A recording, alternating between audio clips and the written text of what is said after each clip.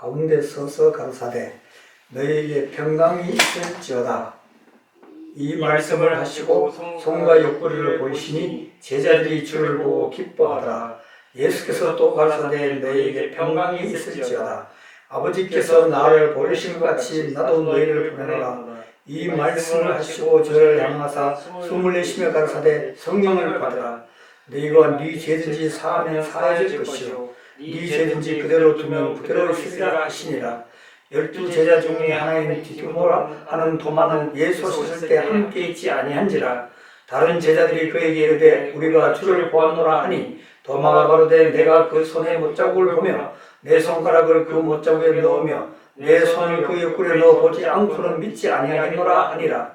8해를 지나서 제자들이 다시 집안에 있을 때 도마도 함께 있고 문들이 닫혔는데 예수께서 오사 가운데 서서 가라사대 너에게 평강이 있을지어다 하시고 도마에게 이르시되 내 손가락을 이리 내밀어 내 손을 보고 내 손을 내밀어 내 옆구리에 넣어보라. 그리하여 믿음 없는 자가 되지 말고 믿는 자가 되라. 도마가 대답하여 가로되 나의 주시며 나의 하나님이시니이다. 예수께서 가라사대 너는 나를 본고로 믿느냐 보지 못하고 믿는 자들은 복되도다 하시니라. 아멘. 오늘이 사실은 부활절 주일입니다. 우리가 네이밍에 좀 신경 써야 될 게 어떤 데 교회 가면 이렇게 부활주일 이렇게 하는데 사실 부활주일은 아니고 부활절, 절기로서 지키는 것이니까 어쩌면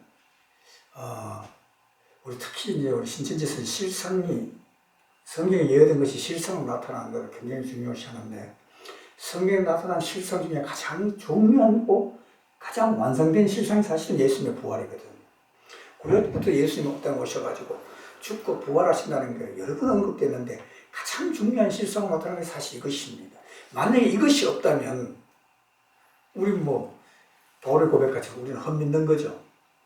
근데 오늘 제가 부활절인데 이 성경을 요한복음을 읽은 것은 오늘 예수님께서 여기 보면 부활하시고 마태복음, 마가복음, 누가복음, 요한복음 다 나타나는데 부활하신 예수님이 제자들 앞에 나서 처음으로 하신 말씀이 무엇입니까? 너에게 평강이 있을지어다. 너에게 평강이 있을지어다. 오늘 여기 보면 거듭거듭 우리에게 너에게 평강이 있을지어다라고 얘기하거든요. 두 분을 얘기하지 않습니까? 19절에 너에게 평강이 있을지어다. 20절에 이 말씀을 하시고 손과 옆구리를 보시니 제자들이 주를 보고 기뻐하더라. 예수께서 또 가라사대 너에게 평강이 있을지어다. 이 의미가 전에 제가 지난주에 마태복음 11장에 보면 수고하고 무거운 짐진 자들아 다 내게로 오라 내가 너희를 쉬게 하리라는 그 말씀을 갖고 말씀을 전개했는데 사실 예수님이 이 땅에 오신 목적은 우리에게 참 쉼, 참 평강, 참 안식을 주기 위해 이 땅에 오셨거든요. 근데 오늘 예수님이 평강이 있을지라는 이 말의 의미는 실상으로 나타나기 전의 의미와는 완전히 다른 것입니다. 무슨 말이냐? 예수님은 항상 우리에게 마태복음 11장에도 내가 너희를 쉬게 하리라. 내가 너희를 평화롭게 하리라. 내가 너희를 쉬게 하고 안식을 주고 이런 얘기를 많이 하셨습니다. 그런데 오늘 이 말씀은 예수님이 부활하시고 나서 첫일성으로 우리에게 평강을 얘기했다는 것은 무엇이냐? 전에 제가 말씀드렸습니다만 우리가 참 평강을 얻기 위해서 참 쉼을 얻기 위해서 참 안식을 얻기 위해서 우리가 반드시 넘어야 하는 문제가 죽음 문제거든요. 그 예수님께서 오늘 죽음을 해결하셨잖아요. 이제 죽고 부활하셨습니다. 그 부활하시고 나서 예수님이 정말 영원한 삶을 우리에게 실상으로 나타나시고 우리에게 비로소 평강을 얘기하셨거든요. 이것이 무슨 말이냐? 우리가 정말 참 힘들고 어렵습니다만은 예수를 믿는다면 오늘 부활절을 당하여 예수님의 부활을 통하여 우리 성경을 한번 찾아보자. 요한복음 16장. 요한복음 16장. 예.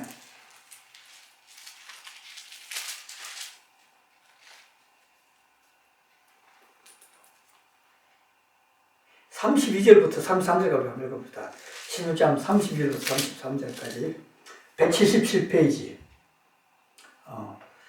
32절부터 33절 같이 읽어 시작. 보라 너희가 다 각각 제 곳으로 흩어지고 나를 혼자 둘 때가 오나니 벌써 왔도다. 그러나 내가 혼자 있는 것이 아니라 아버지께서 나와 함께 계시느니라. 이것을 너희에게 이름은 너희로 내 안에서 평강을 누리게 하려 함이라.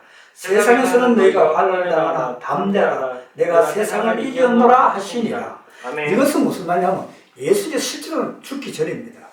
예수는 십자가 못 박혀 돌아가시고 부활하기 전에 실제로 우리에게 실상으로 나타날 것을 미리 얘기하셨거든요. 뭐냐? 보라 내가 세상을 이겼다는 것이죠. 그러면 세상을 이겼다는 것은 어떤 의미겠습니까? 당시의 세상의 주관자는 사탄입니다. 그죠? 그 사탄은 우리를 죽이는 바로 자가 사탄입니다. 그 세상을 이겼다는 것은 사탄을 이겼다는 얘기거든요. 그럼 사탄을 이겼다는 얘기는 다시 말하면 죽음을 이겼다는 얘기거든요. 이때는 예수님께서 실상으로 나타나기 전에 선언하신 것입니다. 내가 곧 세상을 이긴다. 제자들에게. 그러나 이때는 제자들이 믿지 못했습니다. 왜? 그전에 보면 너희가 다 나를 떠난다. 다 흩어진다. 예수님 십자가에 못 박게 돼서 다 흩어졌지 않습니까? 가장 대표적인 사람이 누구였습니까? 베드로잖아요. 베드로는 예수님이 가장 사랑하시는 수제자잖아요. 그리고 베드로는 내가 죽을지언정 주를 부인하지 않겠다. 그렇게 맹세한 베드로였지만은 그 계집 종의 그 사원의 한마디에 나는 예수를 모른다. 저점서까지 부정했거든요. 정말 철저하게 예수의 제자들 다 예수를 버렸습니다. 예수님이 나는 분명히 세상을 이긴다. 세상을 이겼다. 이렇게 선언을 하셨지만 그것으로 실상으로 나타나지 않았기 때문에 그들은 다 예수를 버렸습니다.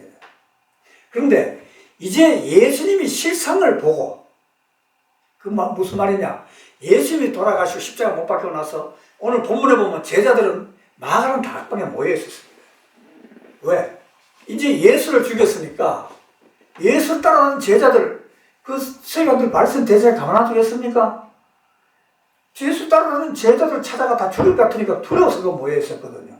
거기서 예수님이 나타나셔서 너에게 평강이 있을지어다. 이때 예수님은 부활하신 예수님이에요. 바로 요한복음 16장에서 얘기하시는 그 예수가 아니라 이제는 진짜로 세상을 이긴 예수가 나타났었거든요. 그리고 나서 예수님은 그들에게 말합니다. 내가 세상을 이겼으니까 이제 너희들 두려워하지 말고 참 평강을 누리라. 그리고 너희들은 성령을 받아라. 했을 때 그들은 마가 다락방 모여서 오순절날 성령을 받았습니다. 그랬을 때 실상으로 나타난 예수를 그들이 만났을 때 그들은 변하게 되는 것이 어떻게? 가장 잘 변하는 모습이 바로 사도행전에 나옵니다. 우리 사도행전 한번 찾아봅시다. 사도행전 3장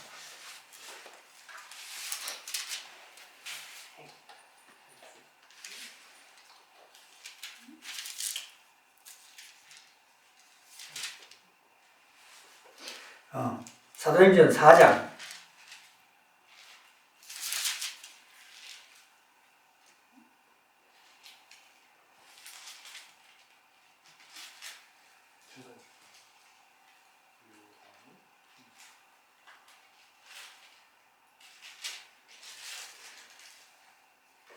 사도행전 4장 8절 우리가 한번 읽어봅시다.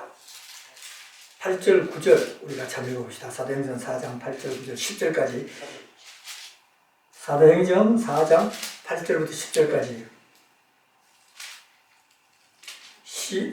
같이 읽어봅시다. 시작. 이에 베드로가 성령이 충만하여 가로되 백성의 관원과 장로들아 만일 이 병인에게 행한 착한 일이 대하여 이 사람이 어떻게 구원을 얻었냐고 오늘 우리에게 질문하면 너희와 모든 이스라엘 백성들은 알라. 너희가 십자가에 못 박고 하나님이 죽은 자 가운데서 살리신 나사렛 예수 그리스도의 이름으로 이 사람이 건강하게 되어 내 앞에 서느니라. 이 예수는 너희 건축자들의 버린 돌로서 진 모퉁이의 머리돌이 되었느니라. 다른 이로서는 구원을 얻을 수 없나니 천하의 인간의 구원을 얻을 수 만한 다른 이름이 우리에게 주신 일이 없었음이니라 하였더라. 그렇게 개인적으로 말 한마디도 비굴하리만큼 정말 예수를 부르셔서 이 베드로가 실상으로 부활하신 예수를 만나고 나서는 이렇게 변하게 되는 것입니다. 그리고 나서 그 베드로가 그렇게 하는 것을 보고 대사도 이제 베드로를 함부로는 못하겠다 느끼고 그러나 베드로에게 얘기합니다. 16절 우리 같이 한번 봅시다. 16절 18절 시작. 이 사람들을 어떻게 할꼬? 저희로 인하여 유명한 표적 나타난 것이 예루살렘에 사는 모든 사람이 알려주시니 우리도 부인할 수 없느니라.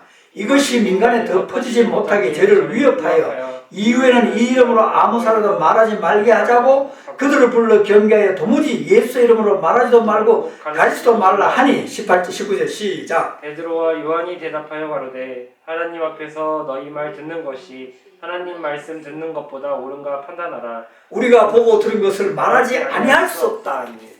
이것이 그때 대사관과 서기관들이 베드로한테 너 한 번 더 이런 얘기하면 잡아 죽인다 했을 때 베드로는 우리는 하나님으로부터 받은 말을 전하지 않을 수가 없다. 이렇게 변하게 되는 것이거든요.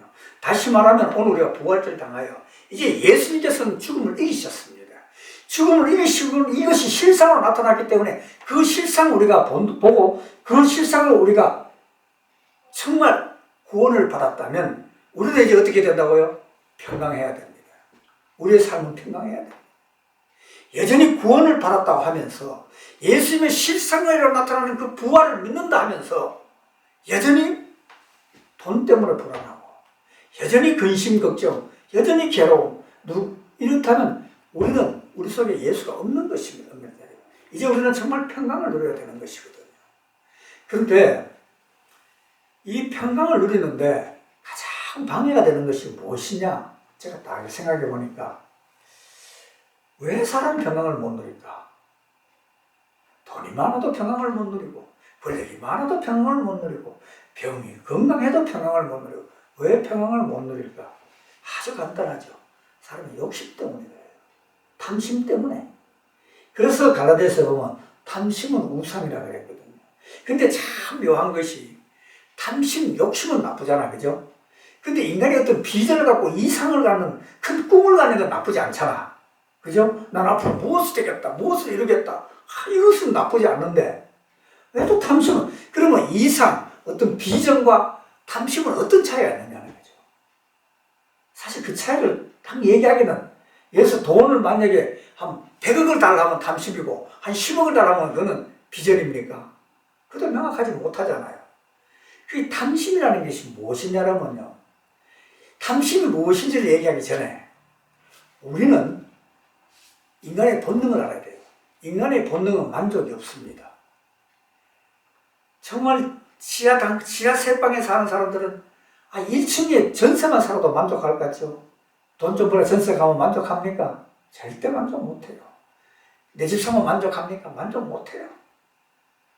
인간의 욕망이라는 것은 결코 만족하지 못하는 것이 인간의 욕망이에요. 왜 그러냐?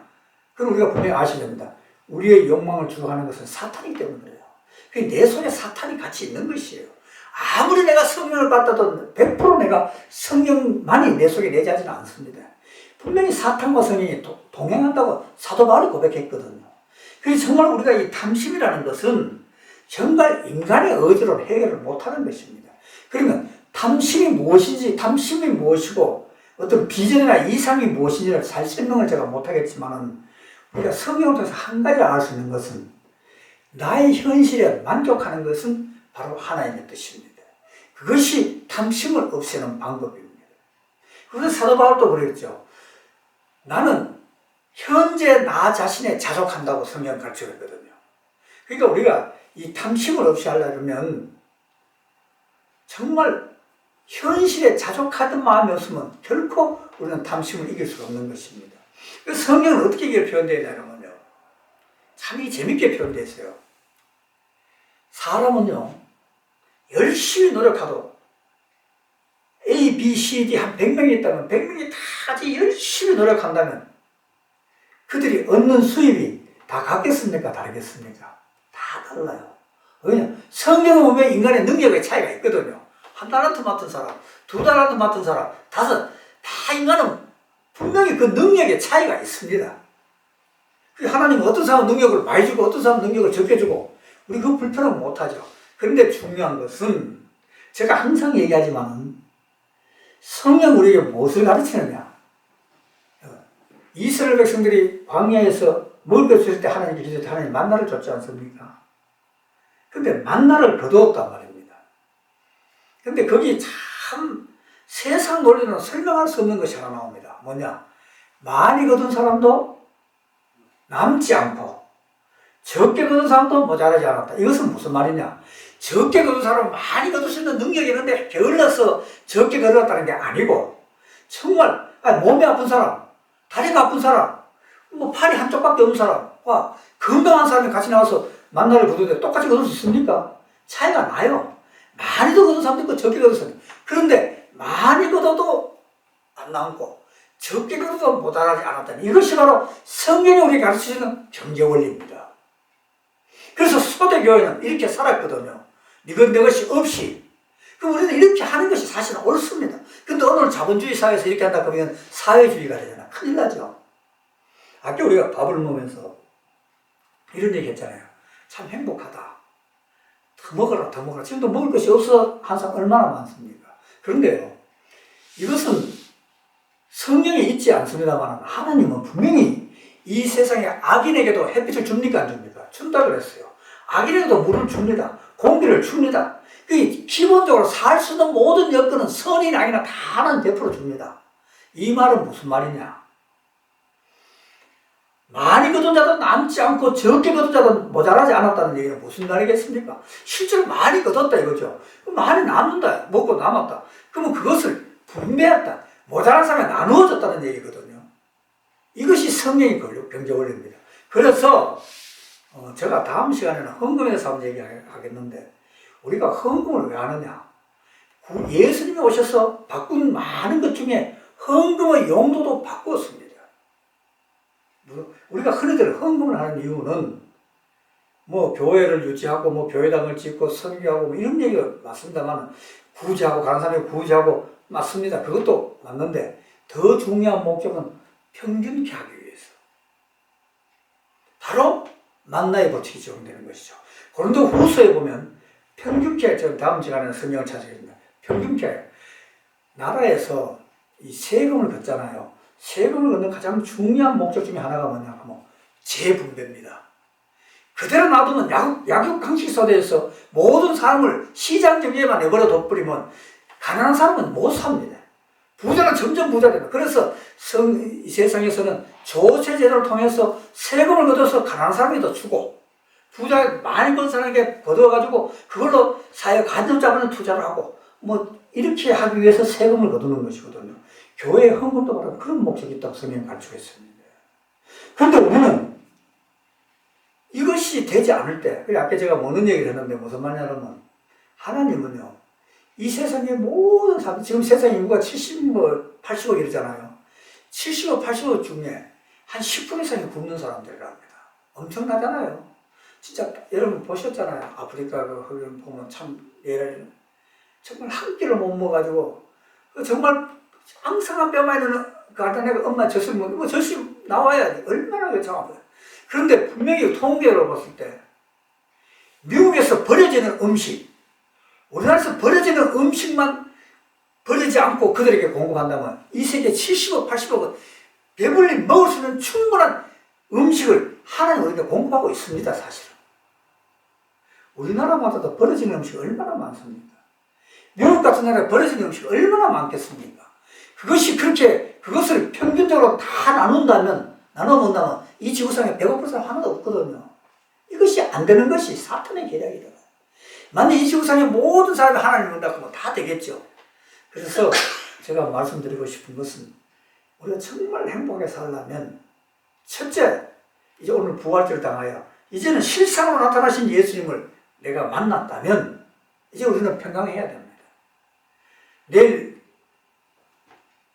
카드가 내일 결제날인데 이번 카드에 200만 원을 막아야 되는데 지금 내 통장에 100만 원밖에 없다 그러면 얼마나 불안하겠습니까? 그런 상황 속에서도 우리는 평강을 누려야 됩니다. 어떻게 평강을 누리겠습니까?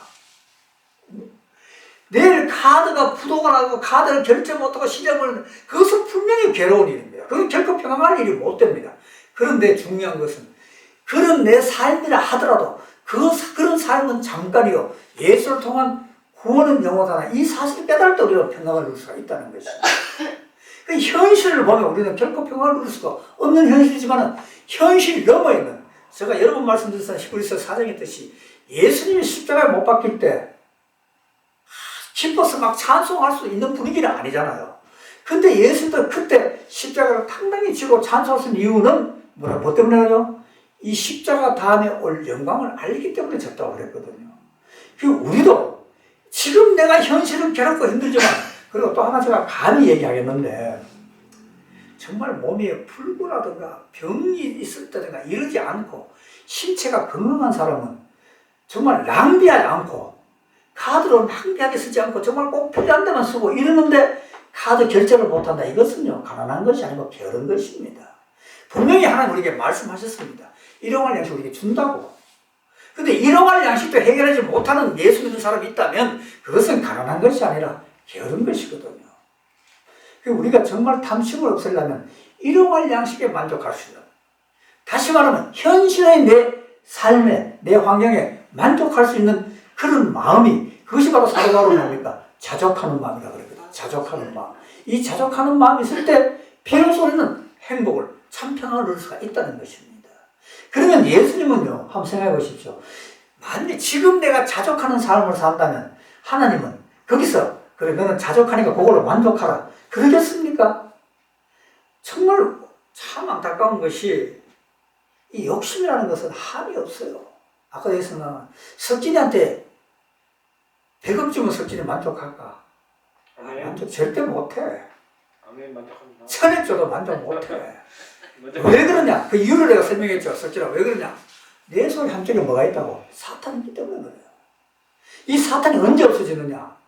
예수님 재림하셔가지고 우리를 천국에 딱 들어갈 때, 성화 구원이 이루어질 때, 그때 비로소 우리 속에 사탄이 완전히 없어져 버리고, 지금은 절대 없어지지 않습니다. 그래서 예수님 이 땅에 오시면 하신 일이 뭐라고요? 사탄은 어디다 가둔다고? 무적에게 가두어 버리거든요.